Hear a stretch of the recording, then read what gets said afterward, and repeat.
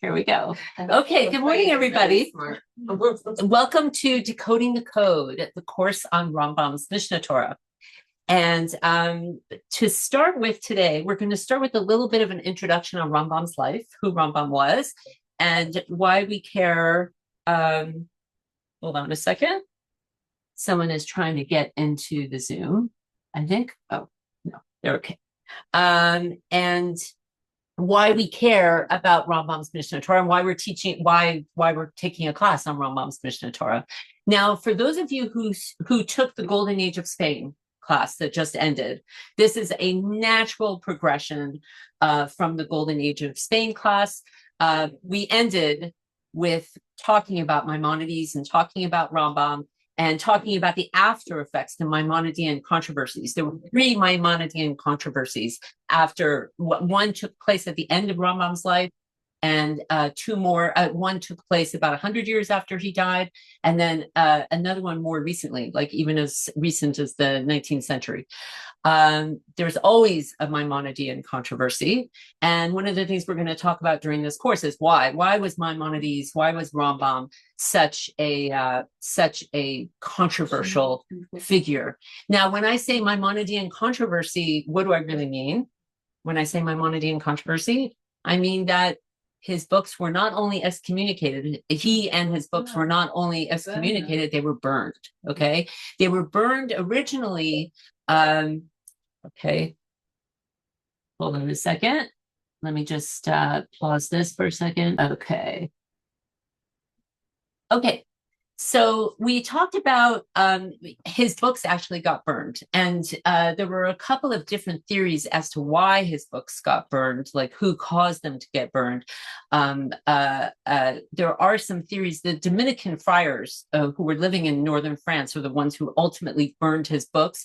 And then, of course, there were rumors, and some of it was corroborated by other Jews, including Rambam, Maimonides, who was alive at the time, who said it was actually Jews who convinced the Dominican friars to burn the books of Rambam. And of course, it completely backfired, because eventually, once they came after Rambam, the next thing they burned was the Talmud. So it really was, just a very important lesson in terms of how leaders can let things go unchecked, and then the ramifications from that.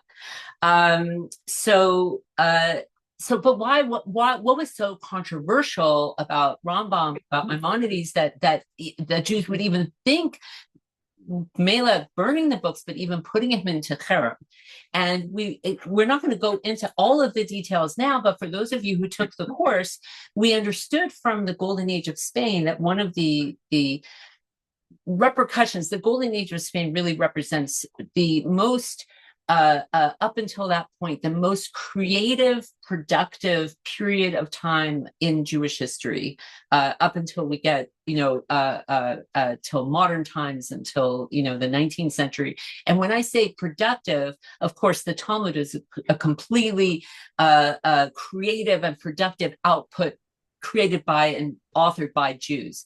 But when I say the Golden Age was even more so, it's because it's the first time in history, the first time in Jewish history, that Jews are as creatively a part of the philosophical, poetic, cultural process as their non-Jewish compatriots, meaning that their output is not only influencing Jewish history, but influencing general history, and they're shoulder to shoulder with everyone else in their world. So a good comparison that I'd like to give is to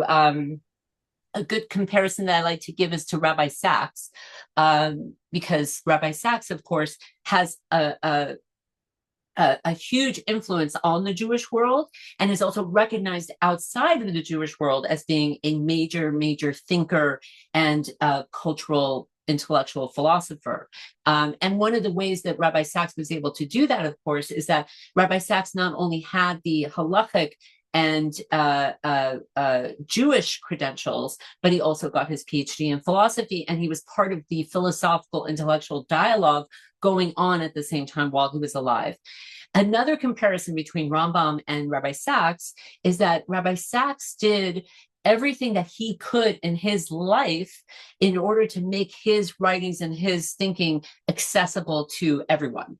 Okay, so now you can, on a typical Thursday, you can go to YouTube and listen to Rabbi Sacks as though he's alive, and you can do an hour, you can do 10 minutes. You have access to his thinking on the Parsha, you have access to his thinking on Chagim.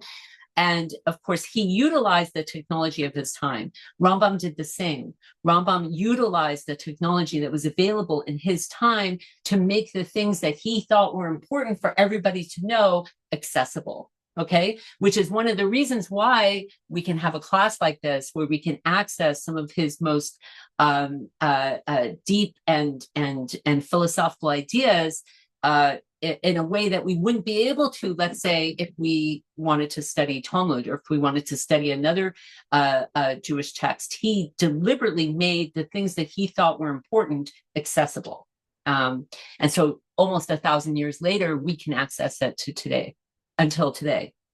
So he really was a product of this golden age of Spain. And if we look, I have a few of these. I don't have that many, but I want to take a look at his life. And so, these are just a couple of, there's a map on one side, and there's a biography on the other side, and I can send this afterwards if you're interested in seeing it, but it's more just a visual. So what's interesting is that he himself called himself a child, he called himself Rambam Moshe ben Maimon Hasfaradi. He called himself the Spanish, okay? Now, for those of you who took the course on the Golden Age of Spain, we've learned three things from the Golden Age of Spain. It was neither golden, it was not an age, and it didn't take place in Spain. So for a very short amount of time, we can say there was a golden age of Spain. And if we really look at, let's say, Chasdai Ibn Shaprut, who was the first Jewish thinker who was both had an impact on the halakhic world and the Jewish world, but also had a huge impact on the non-Jewish world. He was wealthy, he was powerful. He, let's say, was in the 10th century, okay? And he really was from Spain. And if we take it to the end, the last person to really spend his entire life in Spain and have his impact in Spain is just under 200 years later, Shmuel HaNagid. Okay, now that's just 200 years. That's not a very long time. It's a blip. And then you can say to me, well, what about Rabbi Yehuda Halevi? What about Bachai ibn Pakuda? What about Rambam? All of those people, while their roots were in Spain, both their physical and intellectual roots were in Spain, within their lifetime, they were forced to flee.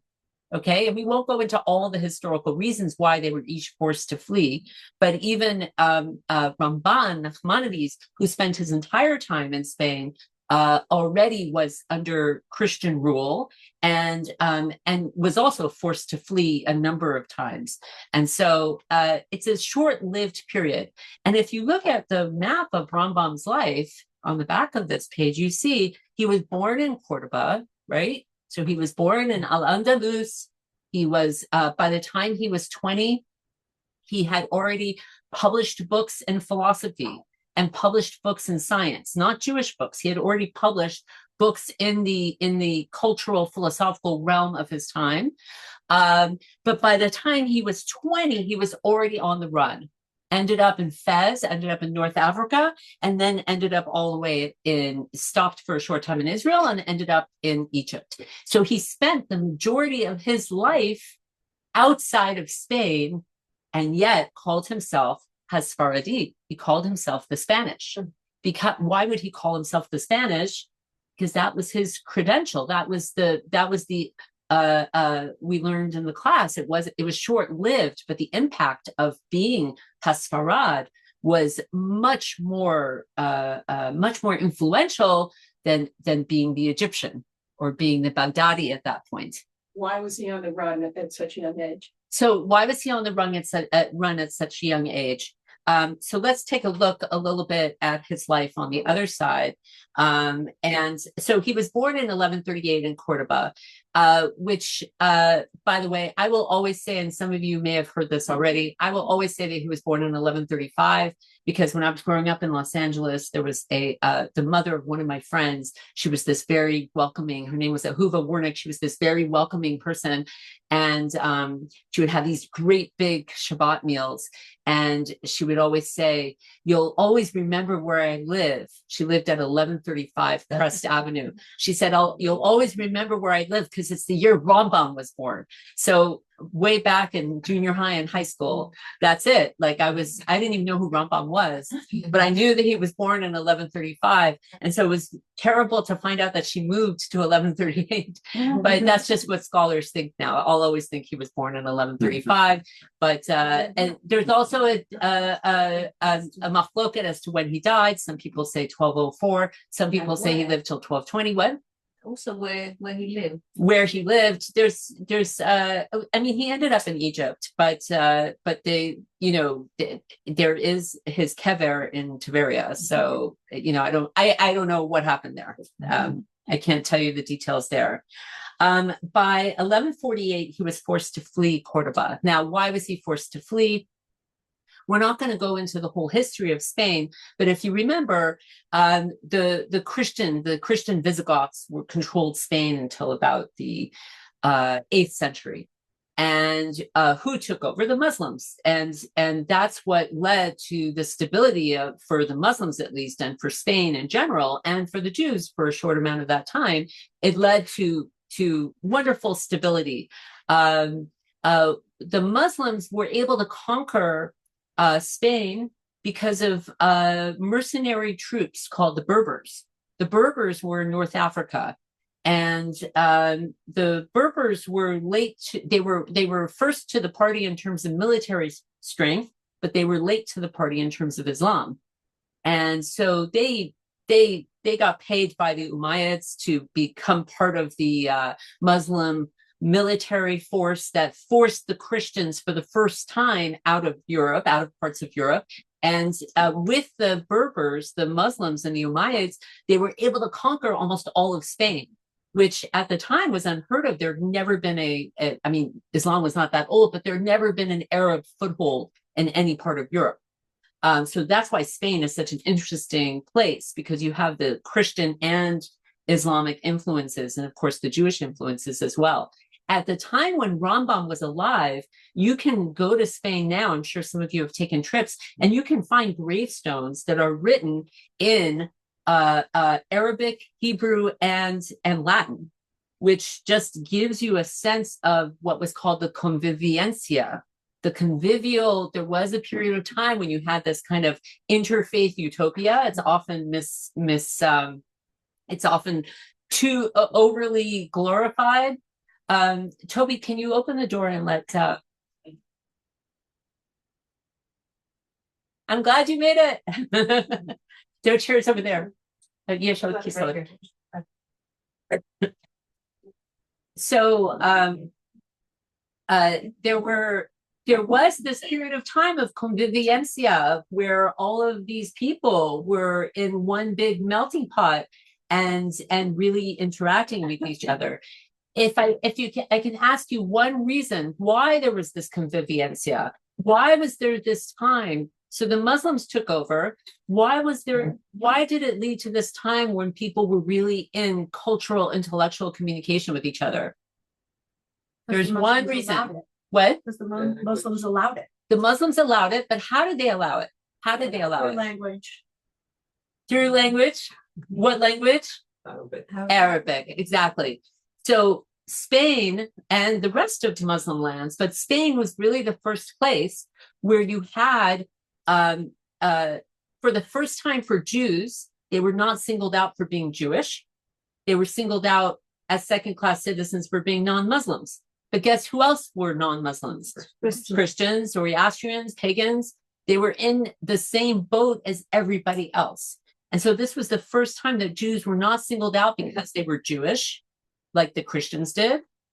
The second thing that happened is that it was the first time that everybody, listen, you might be a second-class citizen, but everybody has equal access to knowledge. And we learned about how knowledge was a very important thing for the Muslims. The Muslims took upon themselves to translate, if I asked you about Greek philosophy without ever thinking about it, you would immediately say to me, Socrates, well, we don't have anything written by Socrates, but Plato and Aristotle, and you would talk about Greek philosophy, you would talk about Greek history, you would know about Herodotus, you would know about Philo from the Jewish perspective, and Josephus, who came much later, who is Roman.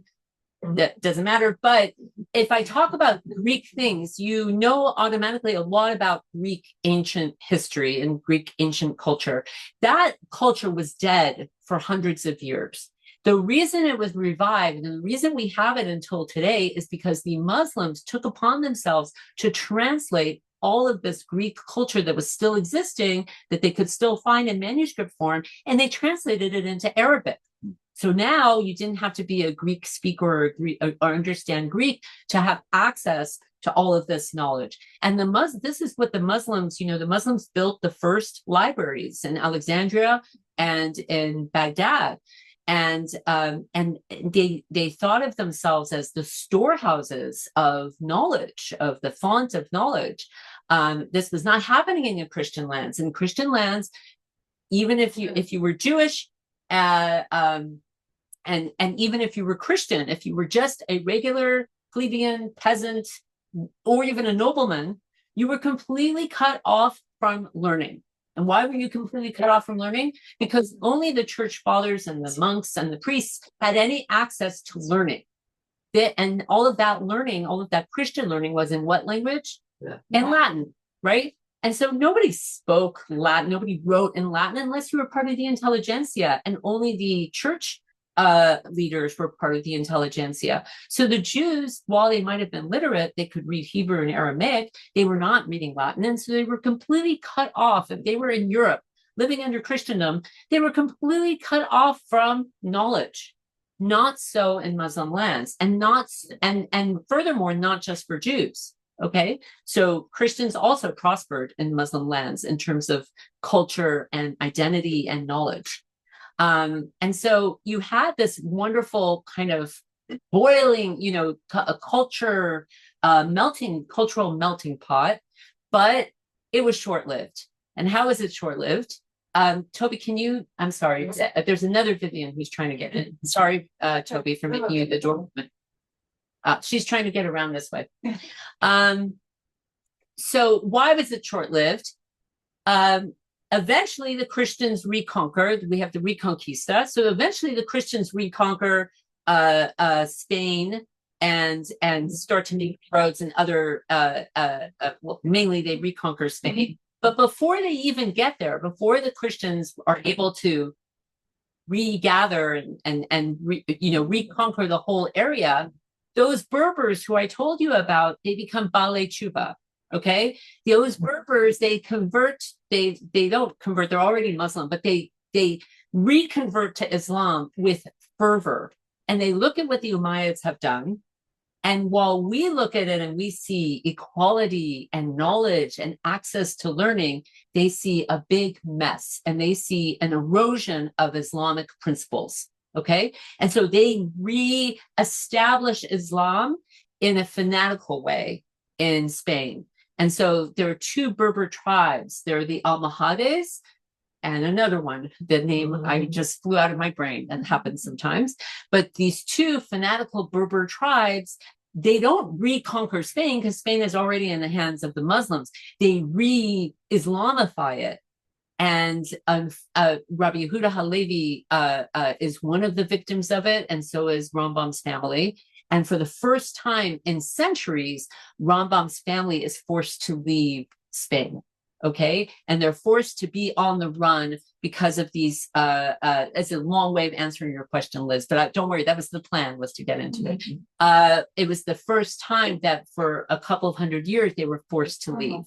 Rambam always calls himself Ben Maimon Hasfaradi. And the reason he calls himself Ben Maimon is that, and as you know, as we get into Rambam was not someone who gave people accolades if he didn't want to. And if there was someone in his family he didn't want to, if there was someone he knew or someone in his family that he didn't want to associate with, he wouldn't associate with them. He was very proud to come from the Ben Maimon line. And in fact, his father, his grandfather, going way back, they were all Dayanim. Okay, so they were all very, very well respected within the halakhic Sephardic world. And he calls himself a Sfaradi because he was very proud to have come from that culture, to come from that understanding. So here he is in his 20s and he's thrown out onto the loose. And if you think that that's bad enough, he ends up settling in Fez in 1158. And then he leaves Fez in 1165, and he ends up settling by the time 1166 rolls around, you find him in Cairo. Okay, so it's bad enough that he's been on the run, that his family's been on the run. But then in around 1169, really the worst thing to happen to him, according to his own, and this is someone who has had to flee and run away and has been really tested, right? What's the worst thing, though, according to his own narrative? What's the worst thing to happen to him? His younger brother, David, dies in a shipwreck. His younger brother, David, who was not only his student, but David was a great businessman. And he, through all the tumultuous aspects of what this family had to go through, he held on and invested the family's wealth. When he goes down at sea in the Indian Ocean or somewhere, he goes down, not only is he killed in the shipwreck, in the capsizing of the boat, but so goes down all the family's riches. And so what's interesting is that you're probably familiar with this. Rabbis in general and people who wrote Sfarim didn't talk about their own lives very often. Rambam, and you'll learn time and time again in this course, Rambam breaks the mold in almost every way. One of the ways he breaks the mold is in talking about the after effects of his brother dying. Not only was he close with his brother, not only was his brother a student of his, but he loved him. He really loved him. And he describes what we would describe today as depression. He says there's a year that he's not able to get out of bed. There's a year that he is not able to face people. And he's very open about it. And he actually calls it a form of depression in his own medical terminology. But he has to pick himself up. And of course, like any good Jewish boy who's grown up in Spain, he happens to have in his back pocket that he trained as a doctor. Mm-hmm. And so he is able to present himself to the court of one of the sultans in Egypt, and he becomes his primary care physician. And he rises up in power in terms of his influence within the court. He digs up some of his old medical textbooks. And of course, in Egypt, they don't even have as much access as he had in Spain. And so he's able to provide a medical care, deserving of the Sultan. And he's able to take on the mantle. He thought, up until that point, he was a good kollel guy. He was able to just study and write because his brother was supporting him. Now, all of a sudden, not only does he have to support himself and his family, he has to support his mother and his family of origin and his brother's family. And so he works nonstop around the clock as a doctor, and at the same time becomes the acknowledged leader of the community in Cairo.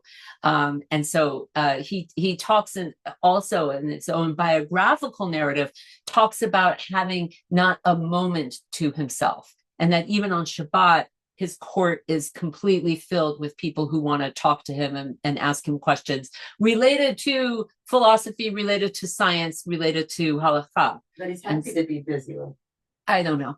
I don't think so. No? He never describes it as happy. Now, during this whole time, by the time he's in his mid-20s, he has published and this is in addition to some of the other works that he's written. He's written medical textbooks. He's written books on philosophical logic.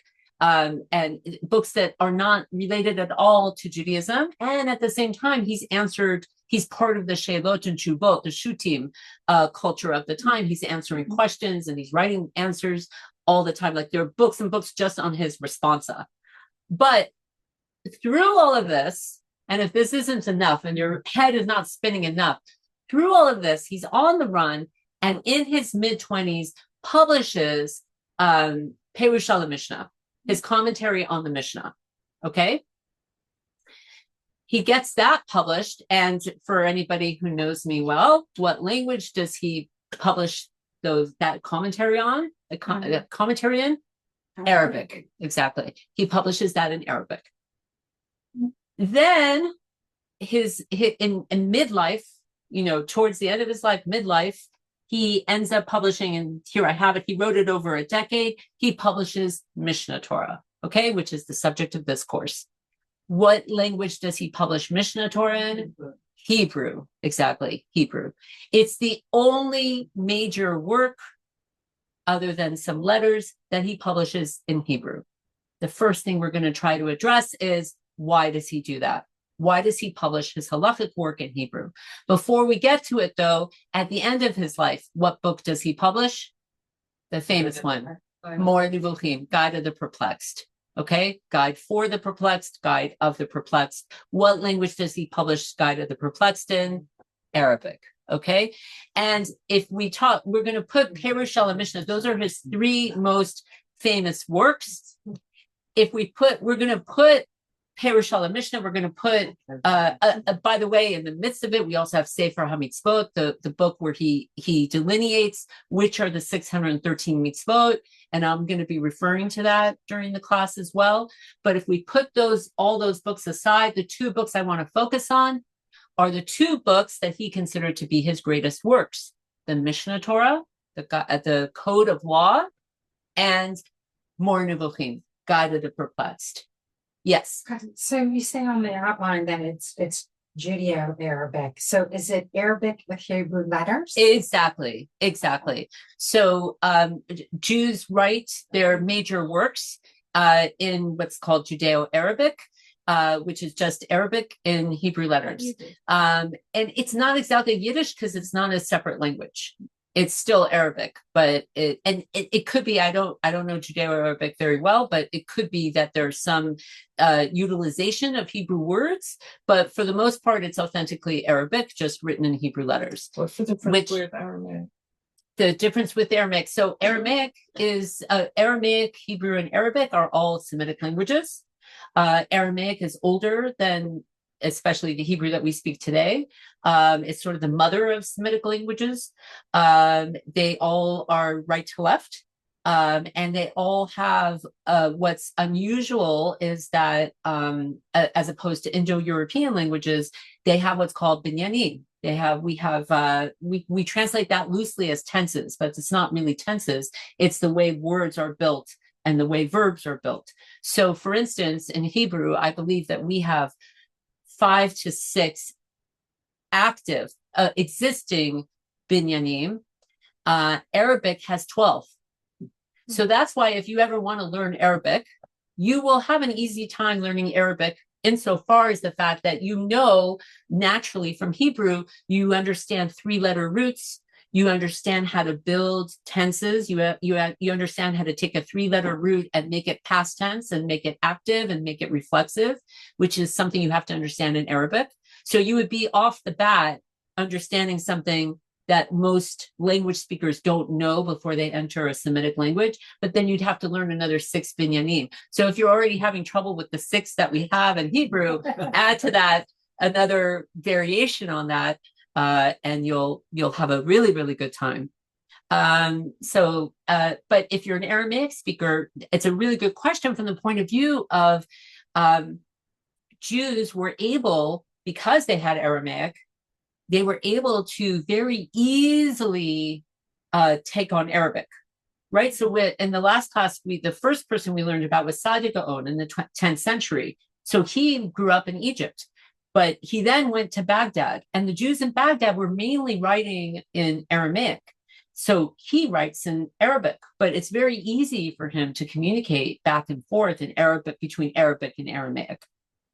So it gives people a foothold where I'm just wondering if Aramaic was the original language, like the Talmud was written in Aramaic. Why didn't Rambam continue very that good. tradition? Very good question. Very good question. So we're going to get to that. That's a longer answer, and it's a really good question. Okay. So I think now that we know the life of Rambam for the most part, let's talk about the Mishnah Torah. And so one of the things I want to mention, and I forgot to bring it with me, I think that I get lots of different feedback about courses. Sometimes people say there are too many sources, or sometimes people say the sources are, it's hard to have sources in Hebrew and English, it takes too much time. And then other people will say to me, we want more sources, we want to go in depth. So one of the things I would recommend is, and we have a couple of copies here, one of the things I would recommend is that if you are interested in being challenged by the sources, okay, and you want to learn how to really go into a sefer and learn how to flip through it on your own with my guidance, bring your Mishnah Torah with you. Bring your Mishnah Torah to classes, because every single class, we're going to be looking at sources from the Mishnah Torah. And so just being able to open your own Mishnah Torah, of course, I didn't bring mine, but just being able to open your Mishnah Torah and being able to, if I say, look at Sefer Hamadah, and being able to find it, and I can be there to help guide you, that already is something that you can gain from the class. And it's something that you can do on your own. Now, you would say to me, why would I want to do that on my own? Mishnah Torah is, and this goes back to Yael's question, Mishnah Torah is one of the most, and it's one of the reasons I loved learning it when I first started to get interested in learning. One of the first things I started with was Mishnah Torah. Why? It's extremely accessible. Okay, it's written in a very, very clear Hebrew, and Rambam did that intentionally. The only other Hebrew I could really compare it to is modern Hebrew. Okay, so when Eliezer ben Yehuda in the 19th century, in the early part of the 20th century, started to revive Hebrew, he looked to two sources. Okay, there were two major sources of Hebrew. What were the two major sources of Hebrew at his disposal? There was Tanakh, biblical Hebrew, and Mishnaic Hebrew. Okay, so the Tanakh Hebrew, as we know, is not super accessible. We all know it, right? We all know the stories, and traditionally Jews depended on Hebrew as the biblical Hebrew as a way of understanding communication, whatever it was. But it's like as a product of day school education, I can say with a good amount of embarrassment that while I learned Ivrit in school, I really learned Lashon HaKodesh. Right, I really learned biblical Hebrew and Hebrew of halakha, so that when my first trip to Israel, when I was quite young, I remember saying to someone in a store, "Vayomer ani latei li," and I just had this crazy Hebrew, and people laughed because they were used to American day school kids walking into the store and wanting to buy cornflakes. So that's biblical Hebrew, and it's completely defunct and it's not used. Why isn't it used? It could have been revived, but it wasn't.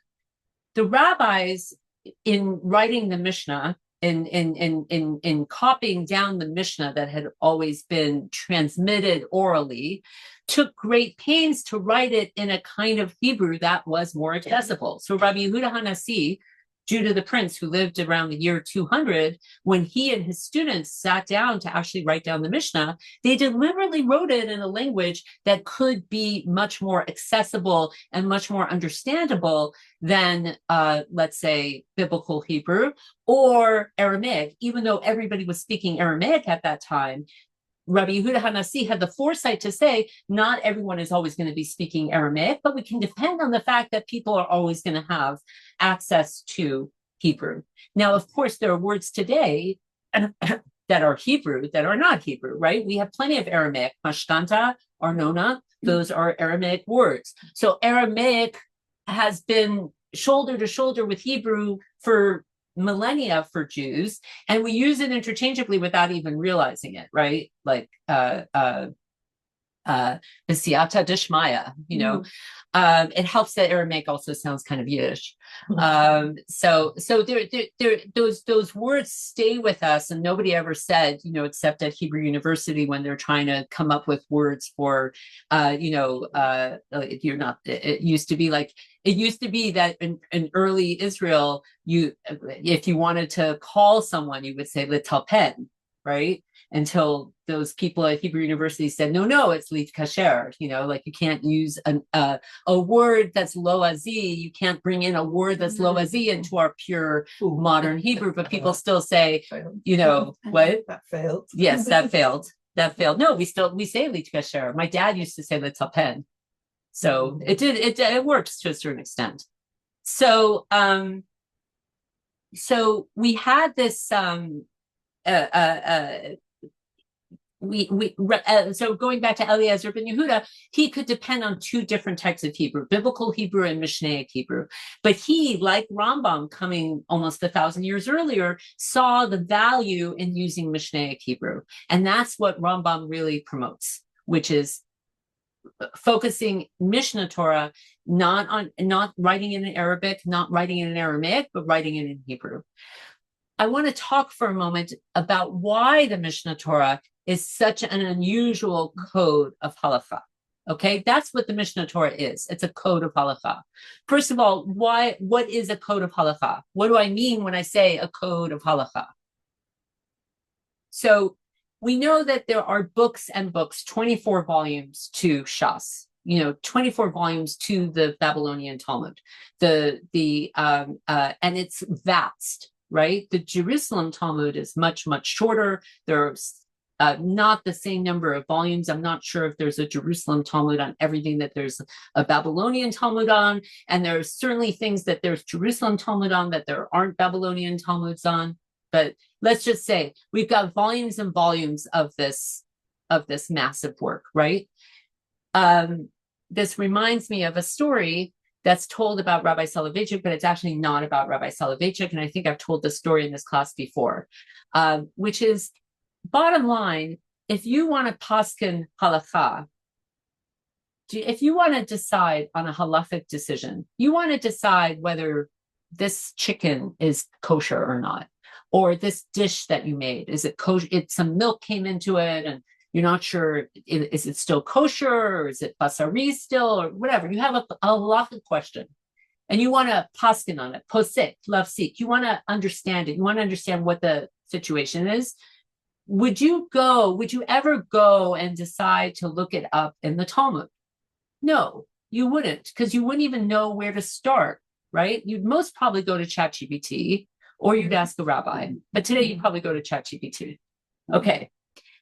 But there's somewhere, you assume somewhere back there, keep going back, there's someone who you could ask who actually is going to go look it up in the Talmud, okay?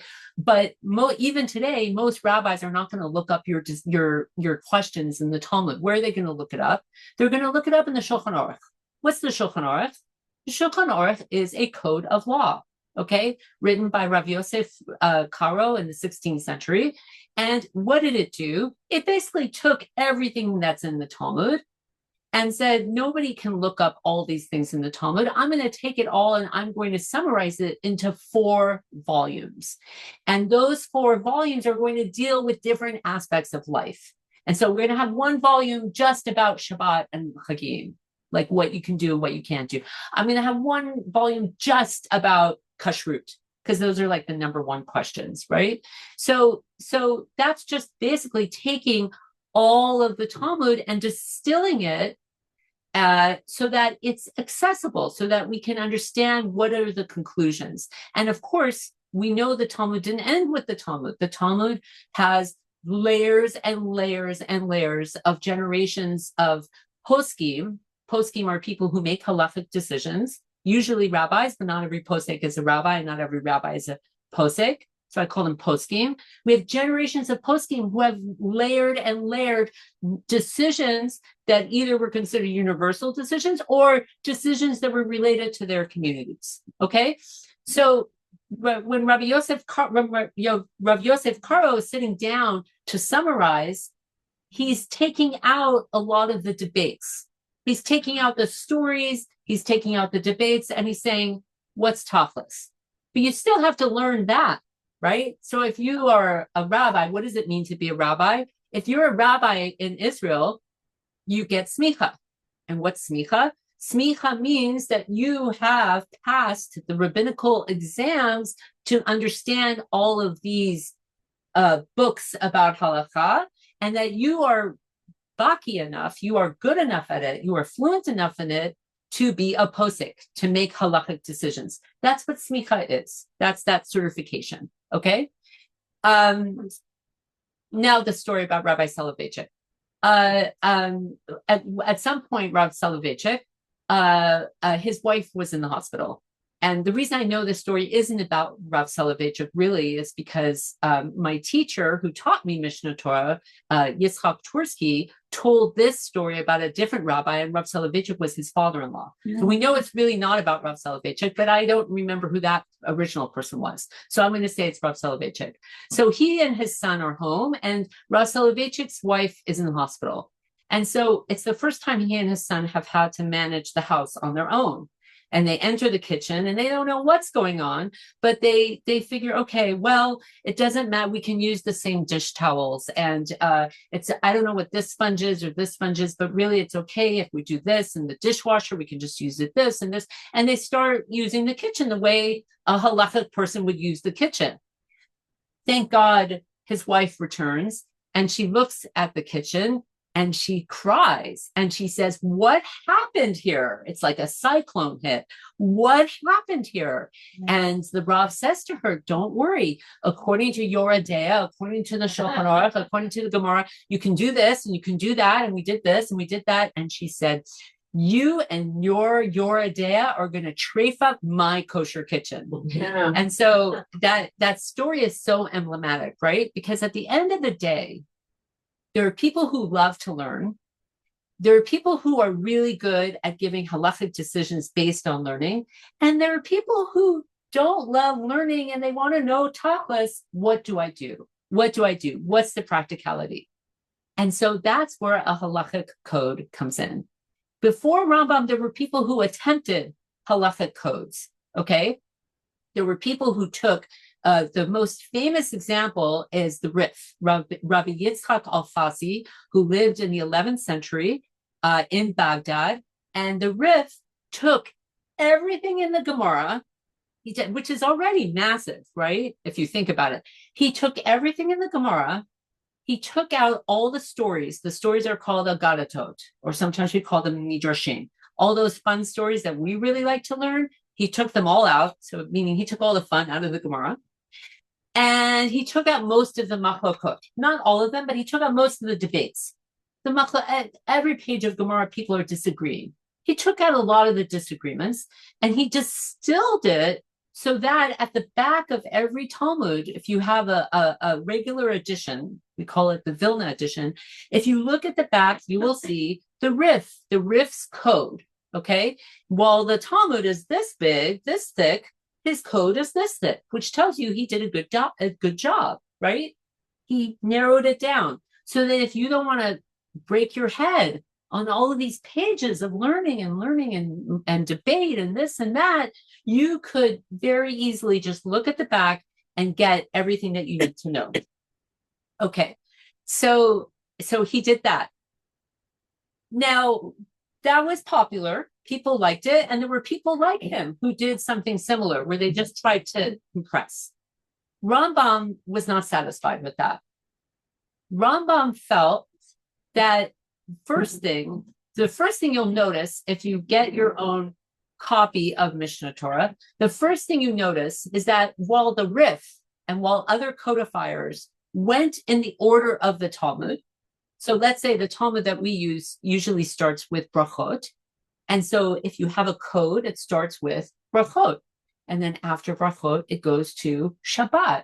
And then after Shabbat, it goes to Psachim. So it goes in the order of the Talmud. We have this order, so it just goes in that order. Rambam blew it all up, okay? His Mishnah Torah does not go in the order of the Talmud.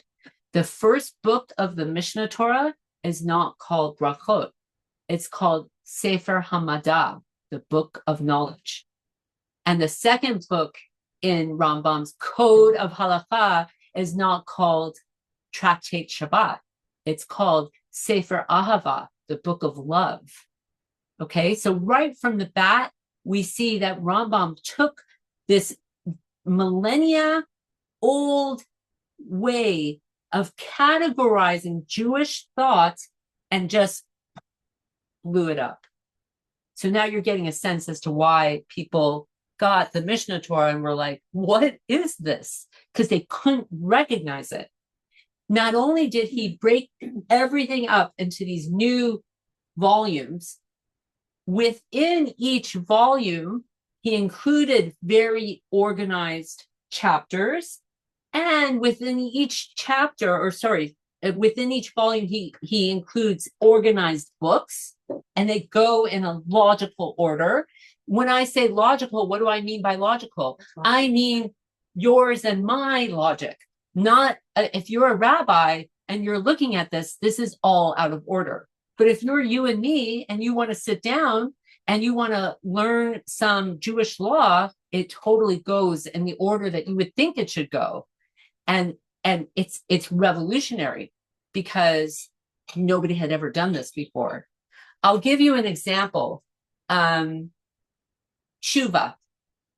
Okay, everybody is probably familiar with Rambam's Hilchot Tshuva, right? He wrote a book. It's a smaller book within a larger volume. Okay, he wrote a book called Hilchot Tshuva, the laws of repentance. Okay, when do we usually talk about repentance? Usually between Rosh Hashanah and Yom Kippur, we have the 10 days of repentance, Aseret Yemei Tshuva. Okay, he wrote a whole book about it. I think that there are something like 7 chapters in this book about tshuva, where he talks about the ins and outs of how to do tshuva. What's remarkable about this? The first thing that's remarkable about it is that he does not think tshuva is a mitzvah. He wrote a whole book about a process that he does not consider to be one of the 613 mitzvot. He considers confession, vidui, to be a mitzvah, but not tshuva. Tshuva he sees as a process, and everybody should do it, but you're not required by the Torah. According to him, you're not required by the Torah to do it. So here he is writing a code of halakha, and he includes an entire book dedicated to a process which he thinks is important, but he does not think that is a mitzvah. Okay? He thinks it's a good thing to do, but he's included it in his code of law. What's the other crazy thing about Hilchot Tshuva? There is not a single rabbinic text before him that is called Hilchot Tshuva. If you look in all of the Gemara, you will not find the rabbis ever sit down and say, this is how you do tshuva.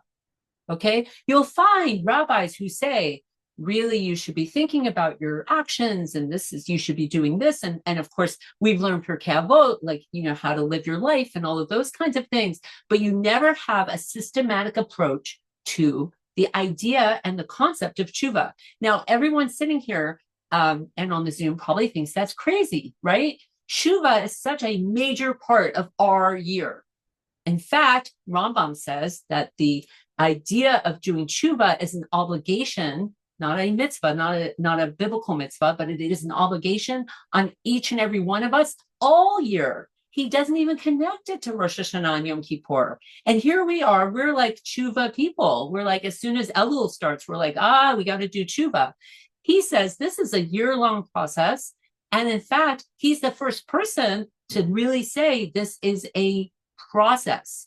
He's the first person to not only say that, he codifies it. Okay, so that's just an example of how he just takes the existing template and just blows it up.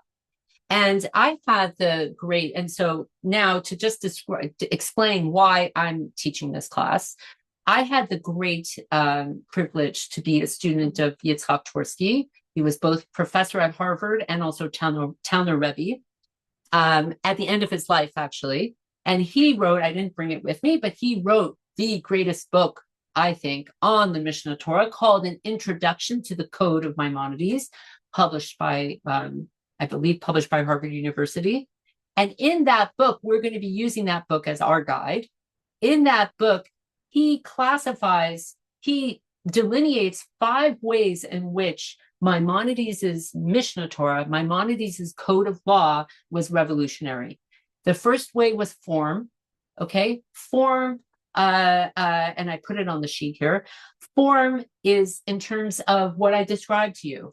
He breaks apart the Talmudic form. The Talmud is organized in a certain way. He blows it apart. He creates his own form.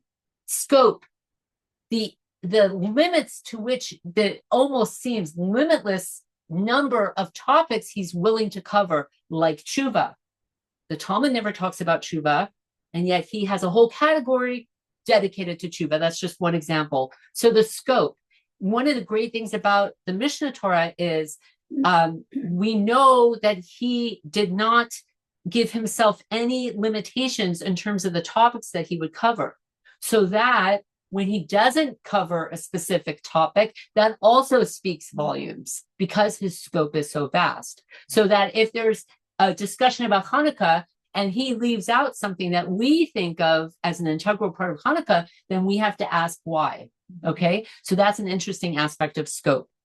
Classification. I mentioned before, you've got these books like Sefer Ahava, and then you have these books like the Book of Love, the Book of Knowledge. The way that he decides what he's going to classify into each category is also fascinating. Language and style, we already talked about. Language in terms of clear, lucid Hebrew. And he's very, very upfront about the fact. In fact, one of his students asked him, can you translate the Mishnah Torah into Arabic? Okay. And he says, I'm never going to translate it into Arabic because it would lose its color. It would lose its character. So he was very conscientious about how he used language. For those of you who took the Golden Age of Spain class, you know how incredible it is that he wrote such a vast work in Hebrew. Why was it so incredible? Hebrew, if you remember from the class, Hebrew was practically defunct at that point. You could write about halakha, but you couldn't write about much else using Hebrew words. And yet, he has no problem. He basically creates a Hebrew lexicon for a lot of the concepts that he describes. That gets to the last point, which is law and philosophy. For generations, for the entire time that Maimonides has been studied in a more academic way, most academics, especially in North America and especially at Hebrew University, think of 2 Rambams, that there are 2 Rambams. And by the way, I should step back for a second. Rambam is an abbreviation for Rabbi Moshe ben Maimon, okay? And Maimonides is just basically the Latin translation of that. Ides means son of, so he's the son of Maimon, okay? Just like Nachmanides is the son of Nachman, and Gersonides is the son of Gershon, okay? So this, just so we're all on the same page. There is only one Rambam, and it's the same as Maimonides. But according to academics, there were 2 Rambams. Not literally 2 Rambams, but who were the 2 Rambams? There was the Jewish from Yeshiva Rambam, that's the Mishnah Torah, and then there's the great philosophical intellectual Rambam, and that's the Guide of the Perplexed.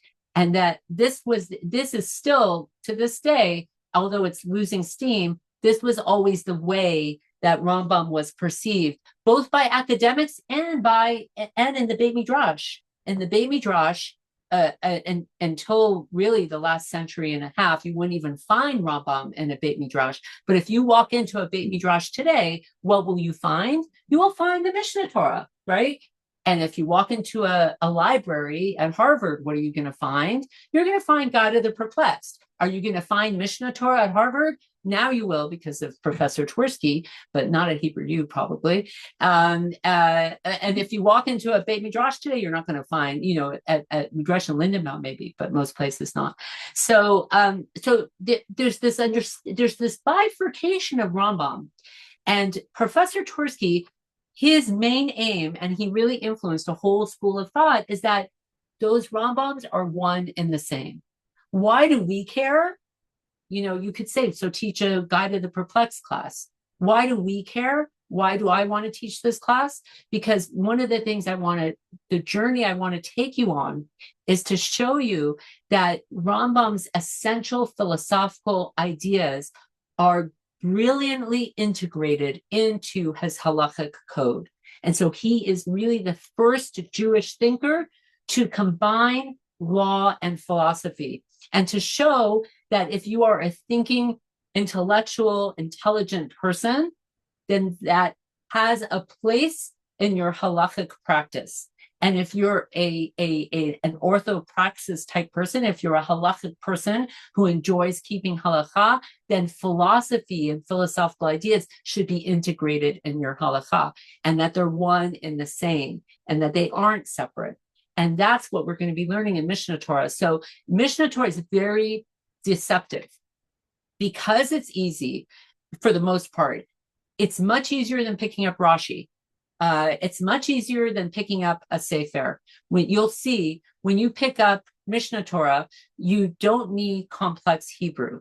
So it's very easy to be deceived by simplicity. It's very easy to think that it's simple, and yet it's very complex. And so what we're going to be doing in this class is, when we look at Mishnah Torah, we're going to be taking some of these key passages in Mishnah Torah, and we're going to be challenging ourselves to read it on many different levels. Read it on the basic level, and then read it using Rambam's lexicon. That's one of the things that I hope you get out of this class, is that Rambam had a lexicon. He had a way of referring to words. So that Hevel, for example, Hevel, what does Hevel mean? We usually translate it as vanity, right? Vanity, ditziness, something that's not mashmuti, something that's not significant. When you read the word Hevel and Rambam, really what you should be saying to yourself is complete void, complete emptiness. And so it's not so different than the way you would have translated it, but it has that added element that he is absolutely consistent about. Emet, we translate as truth. Rambam uses the word emet. He means ultimate truth and the unity and monotheistic aspects of God, okay, which is equal to ultimate truth. You'll also be seeing in the class that sometimes we're going to be tangling with philosophical issues that are very medieval, that are not our philosophical issues. They're not hot topic issues for us. So monotheism is one of them. I think if I look in the class, we're all basically monotheists. It's not Muvan Me'elav in Rambam's time. And so you'll see he pushes a lot of points because they're hot issue topics for him. And we could probably say, okay, enough, we get it. But we're going to be unpeeling that. And yet some of the topics are still quite alive for us today. So that's the introduction. We didn't get to look at his introduction, but we'll look at it a little bit next week. And if you have any questions, let me know. Thank you. Same time next week. Exactly. Great. You happy? So, is this